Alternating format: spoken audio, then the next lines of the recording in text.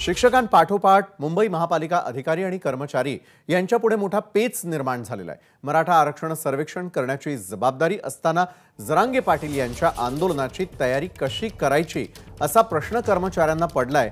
जरांगे पाटील यांच्या आंदोलनामध्ये लाखोंच्या संख्येने मराठा बांधव मुंबईमध्ये दाखल होतील। अशा वेळी त्यांना मूलभूत सुविधा देण्याची जबाबदारी महापालिकेची आहे।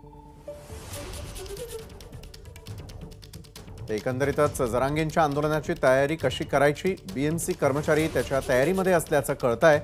शिक्षकांपाठोपाठ आता मुंबई महापालिका अधिकारी आणि कर्मचारी यांच्यापुढे आता मोठा पेच निर्माण झालेला आहे आणि त्याला कारण ठरतंय ते म्हणजे मराठा आरक्षण सर्वेक्षण करण्याची जबाबदारी असताना जरांगे पाटील यांच्या आंदोलनाची तयारी देखील कशी करायची असा प्रश्न कर्मचाऱ्यांना पडलेला आहे। जरांगे पाटील यांच्या आंदोलनामध्ये लाखोंच्या संख्येने मराठा बांधव मुंबईत दाखल होतील आणि अशा वेळी त्यांना मूलभूत सुविधा देण्याची जबाबदारी आता महापालिकेवरती येऊन ठेपली आहे।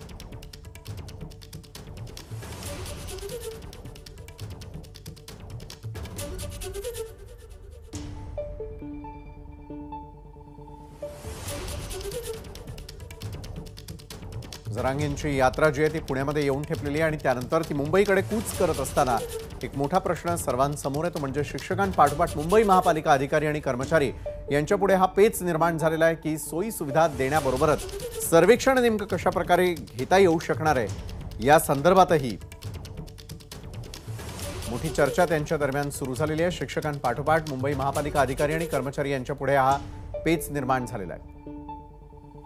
राजू सोनवणे आमचे प्रतिनिधी या संदर्भात अधिक माहिती देत आहेत। राजू, खरं तर आंदोलनाची तयारी एका बाजूला कशी करायची आणि दुसरीकडे सर्वेक्षण कसं करायचं, कशा प्रकारे हा तोडगा काढतील हे सर्व कर्मचारी?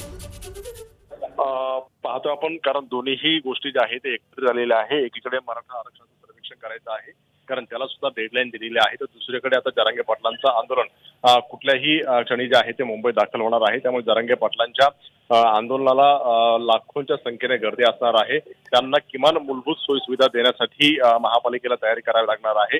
त्यामध्ये शौचालय असेल, पिण्याचं पाणी असेल किंवा इतर यंत्रणा जी आहे ती द्यावं लागणार आहे आणि त्यासाठी सुद्धा काही कर्मचारी मोठ्या प्रमाणावरती तैनात करावं लागणार आहे।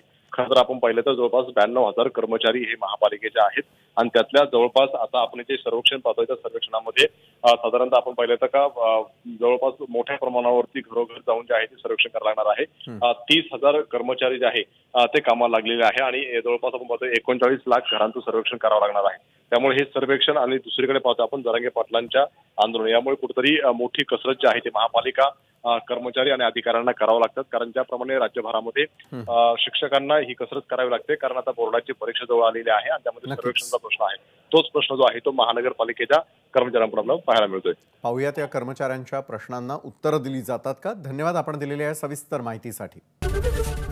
एबीपी माझा, उघडा डोळे बघा नीट।